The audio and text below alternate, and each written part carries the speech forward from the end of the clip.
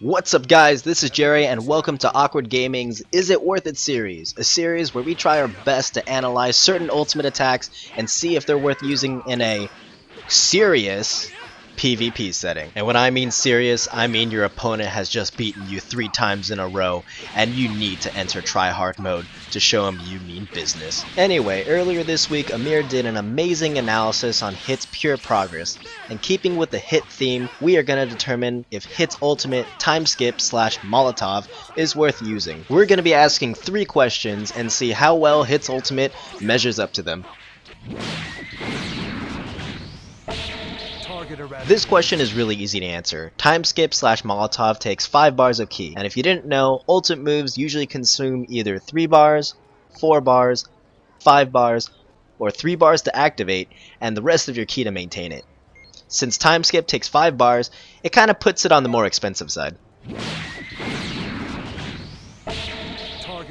So does time skip do a lot of damage? We aren't asking how much damage it does because the damage output varies between different characters. We want to know how well it compares to other ultimates. Since we are going to do a comparison with the same character and none of my stats are going to change, we won't focus on the damage number, but rather how well each ultimate measures up to each other. So we're going to use Justice Combination as a base comparison for time skip. And because time skip is a 5-bar ultimate, we're also going to compare it to Dragon Fist. Alright guys, we got Future Trunks here and we got Justice Combination and time skip.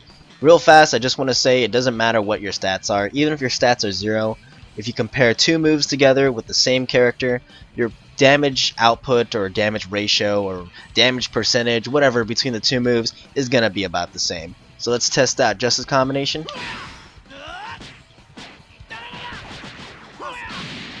And Justice Combination does about 7,000 damage, and if we compare that to time skip,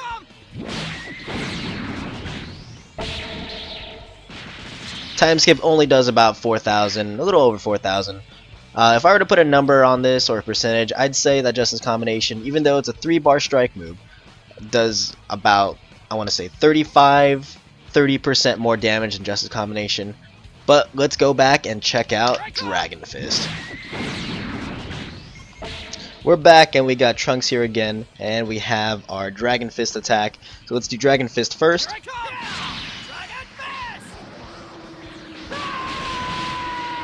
Does 8,000 damage, and let's just compare it again to time skip. Boom.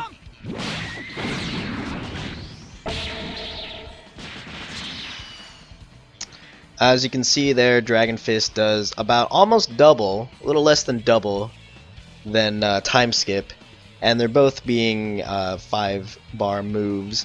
So time skip does relatively low damage compared to like Justice Combination, which I'm using as a basis, and Dragon Fist. If you guys want to test this out yourself, you can go ahead and do so. Time skip will always do about a little less than half, or a little more than half I should say, than Dragon Fist, no matter what character you're using. Even if you have 0 points in your strike, which I don't by the way, it should always do less as long as you're using the same character and the same stats. So is this move easy to use? Well, I set aside a whole hour trying to master the move.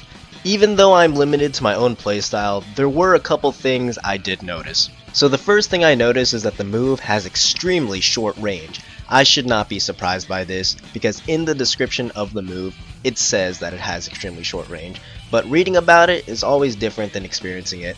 Even though it's a strike move, and strike moves do generally have shorter range than like Ki Blast moves, this move seems like it needed to be point blank for it to hit. If not, it would miss. The second thing that I noticed that it's a cutscene ultimate. In case you're unfamiliar with the term, a cutscene ultimate is an ultimate that is undodgeable, meaning you can't use your evasive once you get hit by it. Because of this, the move can become pretty scary. I was able to catch Justin here with 4 bars of stamina in the ultimate, of course with the help of Saturday Crash, and another time without a stamina break. So the third thing that I noticed is that the move is kinda hard to combo into without a stamina break. If you're the kind of person who likes to chain long combos and then use your ultimate, you might want to practice a lot more with this move. I tried so hard to perform time skip with my normal combos, but my opponent would either snap banish or the move would just miss altogether.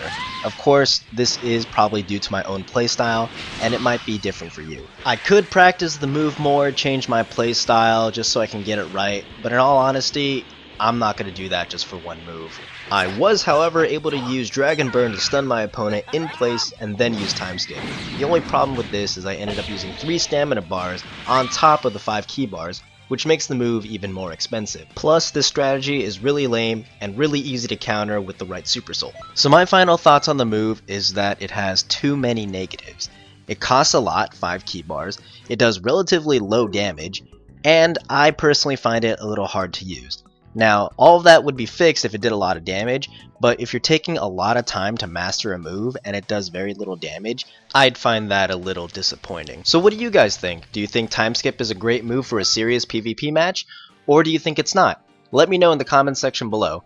And don't forget to check out some of our older videos, some of our older live stream videos, some of our older Dragon Ball Xenoverse videos, some of our older game videos. We got a whole bunch of stuff there down in the channel. And check out Justin's channel, he helped me a lot with this video.